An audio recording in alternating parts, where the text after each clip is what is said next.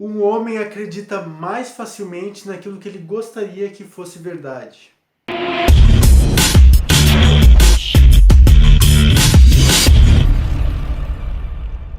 Fala pessoal, estou aqui de volta para bater um papo com você sobre um assunto muito sério para a sociedade como um todo. No meu último vídeo aqui no canal eu tratei sobre a história de vida da filósofa e astrônoma Hipátia de Alexandria, que teve um fim trágico que de certa forma foi impulsionado por boatos a respeito da sua vida e do seu caráter, impulsionados pelo desejo de uma multidão enraivecida, desejosa de que aquilo que estavam falando sobre ela fosse verdade, no caso que ela era bruxa e herege. E, infelizmente, este é apenas um caso da história. Tragédias como a da Hipátia não são incomuns, nem mesmo para os dias de hoje. Na verdade, problemas derivados da desinformação não incorrem apenas em morte de pessoas específicas, mas podem acarretar também em praticamente jogar dinheiro público no lixo, com financiamento de projetos que praticamente não têm fundamento. Como por exemplo o caso da pílula do câncer, de que o Pirula tratou muito bem lá no canal dele. Ou qualquer outra decisão política com impacto social relevante. O que a gente tem aqui é um quadro de instabilidade emocional, onde as pessoas são levadas a crer nas coisas de acordo com os seus sentimentos. Sendo um quadro, então, onde diferentes narrativas sobre o mundo tentam vencer e vender então a sua verdade. E aí surge todo aquele papo sobre pós-fato ou pós-verdade, que seria a palavra do ano de 2016 eleita pela Universidade de Oxford. Todo ano eles elegem uma palavra e como 16 teve toda aquela treta com Trump e essa briga de narrativas entre as mídias estadunidenses, pegou, né? Pós-fato ou pós-verdade pode se resumir em termos lógicos na proposição B logo K, sendo B crença e K conhecimento. Mas simplesmente não existe lógica que admita que essa seja uma proposição razoável. Não é porque alguém acredita em alguma coisa, no caso B, que logo essa coisa é verdade, no caso K. Pois bem, pensando nisso e tentando contribuir positivamente para essa explosão de informações falsas, eu trago aqui para vocês então 9 dicas do mais famoso divulgador científico, o Carl Sagan, para a gente poder detectar mentiras. Essas dicas se encontram no seu livro O Mundo Assombrado pelos Demônios, que é definitivamente um livro de referência para a gente discutir as nossas mais variadas tendências a acreditar nas coisas só porque queremos que elas sejam verdadeiras. Aliás, tem até um termo em inglês para isso, que é wishful thinking. No capítulo 12 do livro O Mundo Assombrado pelos Demônios, o astrônomo Carl Sagan fala sobre a arte refinada de detectar mentiras. Nesse capítulo ele fala sobre alguns casos em que as pessoas acreditam nas coisas sem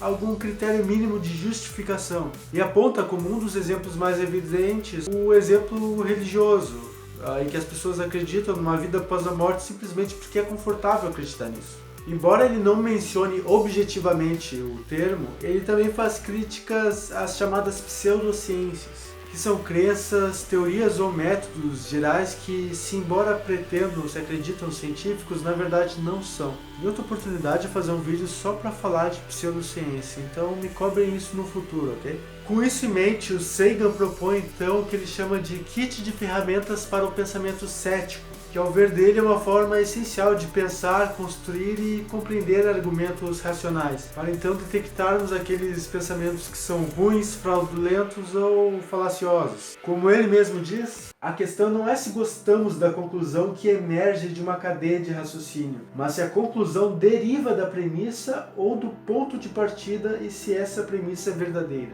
Em outras palavras, a questão é se aquilo em que acreditamos e defendemos está fundamentado. A primeira dica, então, que o Carl Sagan nos dá para identificar mentiras é a confirmação independente dos fatos. O que o Carl Sagan está dizendo aqui é que o primeiro passo para a gente se aproximar de alguma verdade sobre um assunto em específico é distinguindo as informações relevantes do que está sendo afirmado em determinado caso, para então analisar cada uma dessas informações e então descobrir se elas são verdadeiras ou não. A segunda dica de Carl Sagan é que devemos encorajar o debate substantivo das provas. Ou seja, ver o que os diferentes pontos de vista têm a dizer sobre aquele mesmo assunto, ver o que os diferentes partidários, ideológicos inclusive, vão sustentar sobre isso. Afinal, para aquela pessoa que realmente se preocupa com a verdade sobre determinado assunto, é um dever que ela verifique as fontes disponíveis, consultando-as e então faça uma mediação para se aproximar de alguma verdade sobre o tópico. A ideia aqui é analisar as discordâncias entre as diferentes visões de mundo,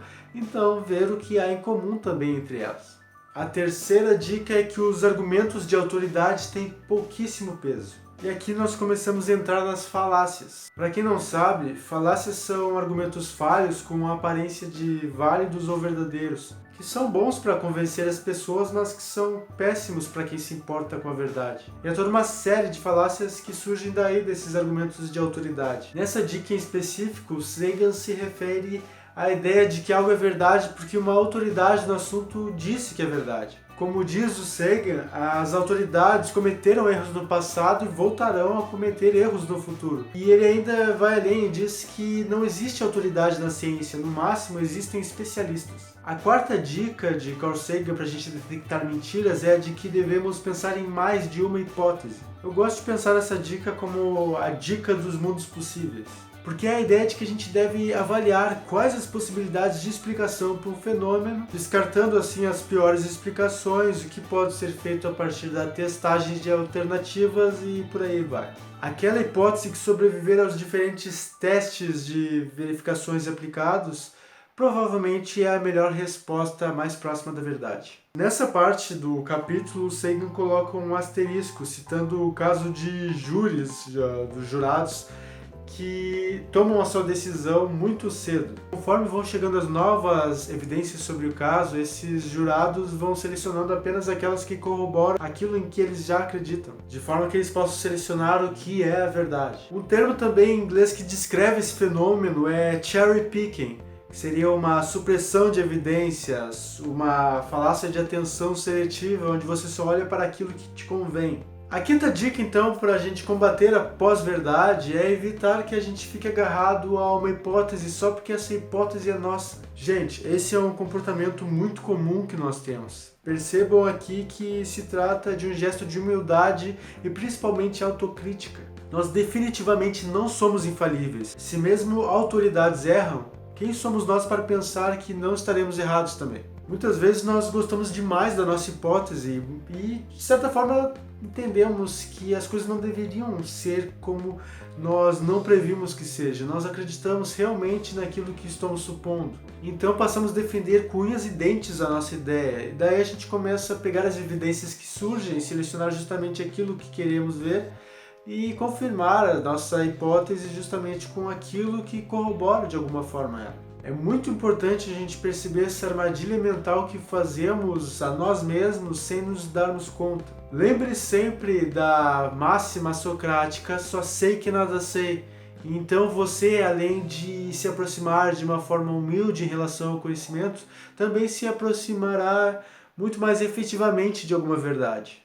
A sexta dica de Carl Sagan é para nós quantificarmos a questão em disputa. O Sagan entende que, por mais que haja verdades a serem buscadas nas questões qualitativas, como por exemplo a questão metafísica do ser e do nada, ainda assim não temos motivos o suficiente para desqualificar a quantificação quando ela é possível e por vezes até necessária para a gente ter uma ideia geral daquele tipo de conhecimento e podermos medir ele de fato. Para o Sagan, a quantificação pode nos fazer entender melhor aquela questão de que estamos tratando, se é que queremos também atingir alguma verdade mais próxima de um ideal. É que se podemos medir uma explicação a relacionando com quantidades numéricas, o processo de discriminação de hipóteses que estão em concorrência fica muito mais facilitado. Simplesmente colocar as hipóteses, as teses, enfim, em números é um bom jeito de medir a validade daquelas proposições. Então, quantificar, de certa forma, é uma boa maneira da gente se aproximar de uma verdade. A sétima dica diz que se há uma cadeia de argumentos,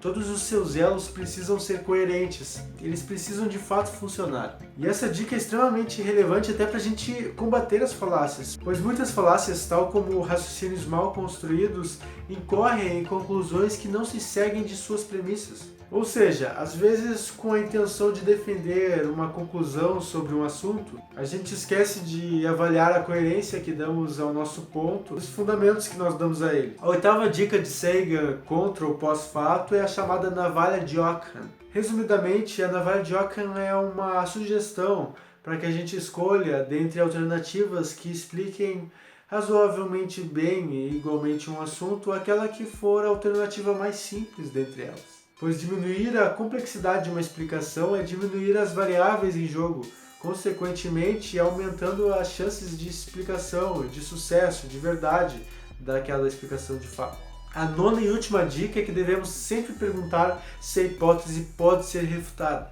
A ideia aqui é da falseabilidade proposta pelo Karl Popper, um dos mais influentes filósofos da ciência, que embora tenha proposto a falseabilidade justamente para criar um critério de demarcação para dizer o que é ou não ciência, ainda assim é uma ideia que pode ser considerada válida para a aproximação da verdade. Em resumo, trata-se de aceitar como condição de verdade que, para ser verdade, deve haver a possibilidade de provar ser uma mentira. Claro, ao menos em princípio. Não precisa provar não ser verdade. Apenas deve haver meios de se provar que, de fato, essa verdade é uma verdade. E isso acontece em comparação com a mentira. Na ciência, no geral, essa prova ocorre pela chamada revisão por pares. Diferentes cientistas testam o mesmo experimento para verificar se aquele resultado divulgado sobre o experimento original é de fato o resultado sobre aquele experimento repetido inúmeras vezes em diferentes contextos por diferentes pessoas. A lei da gravidade, por exemplo, pode ser refutada, bastando que você saia caminhando nos ares por aí. Eu não recomendo. Mas como ninguém conseguiu fazer isso até hoje sem ser ferido de morte, se considera a gravidade como uma verdade falseável. Só para deixar uma treta aqui. É por isso também que o Karl Popper não considera o marxismo nem a psicanálise como ciências, pois essas duas visões de mundo acabam muitas vezes justificando qualquer tipo de situação com as suas próprias ideias, mesmo quando as coisas vão contra as ideias dessas correntes. E diz aí nos comentários o que você acha disso pra gente prolongar essa treta. E bom pessoal, então essas são as dicas do renomado astrônomo Carl Sagan para identificarmos as verdades e detectarmos as mentiras nessa era da pós-verdade. Nesse livro, de onde eu tiro essas dicas, O Mundo Assombrado pelos Demônios, o Carl Sagan, além dessas 9 que eu acabei de trazer, continua trazendo mais dicas, dessa vez sobre o que não fazer. No caso, ele fala de diversas falácias. E como eu quero fazer uma série aqui no canal tratando de diversas e talvez todas possíveis falácias, citando cada uma, explicando, dando exemplos, eu vou deixar esse assunto para outra oportunidade, eu não quero me alongar aqui.